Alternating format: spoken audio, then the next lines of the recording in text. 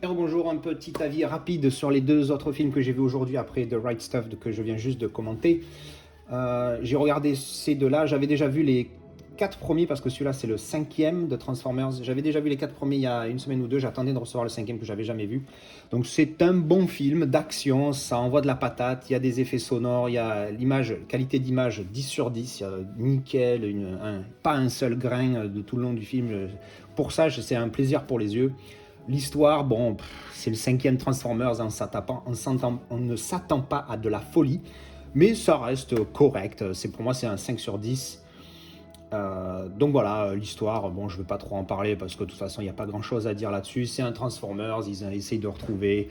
Il y a forcément des trucs qui sont pas top là dans l'histoire, comme Optimus Prime qui devient méchant pendant un temps. J'avais l'impression de voir Batman versus Superman où Batman il pète un câble et puis d'un coup il y a l'histoire de Martha qui ressort. Ah, Martha, hein, et puis d'un coup il redevient gentil. Grosso modo, c'est à peu près ce qui se passe, ce qui se passe là avec Optimus Prime. Bon, voilà, on s'attend pas. Il ne faut pas regarder ce film pour voir une grande histoire et quelque chose de vraiment exceptionnel au niveau de l'histoire, ça c'est certain. Par contre, au niveau effet sonore et visuel, on en prend plein les mirettes et c'est génial, je le recommande fortement.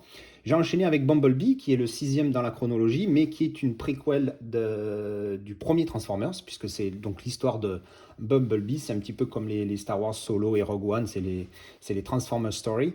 Et donc ça parle de l'histoire de Bumblebee, l'introduction à Bumblebee. Alors pour le coup, celui-là est pas mal. J'ai mis 6 parce que bon, l'histoire n'est pas non plus extravagante, mais du coup c'est plus, ça accroche plus à l'histoire des Transformers, en tout cas que celui-ci, que de Last Night. Mais ouais, non, il était pas mal, franchement. Voilà, c'est un bon petit film, un petit peu moins de 2 heures. Bonne qualité d'image, un petit 9 sur 10. J'ai vu un petit peu de grain par-ci par-là. Donc c'était sympa, voilà. Donc si vous les avez pas vus, je recommande plus celui-ci que celui-là. Mais bon, c'est dans la chronologie. Allez, on les regarde tous, hein. Comme je vous l'avais dit dans ma présentation de ma collection, j'aime bien tout ce qui est saga. Donc ça va, c'est pas une catastrophe non plus au point de. C'est pas genre Terminator Dark Fate, où lui, on peut même pas le mettre dans l'histoire tellement il est pourri. Spoiler alerte, désolé, je le dis après, mais bon voilà. Donc bon, voilà. C'était mon petit avis sur ces deux petits films que j'ai vus aujourd'hui. Voilà, merci d'avoir regardé.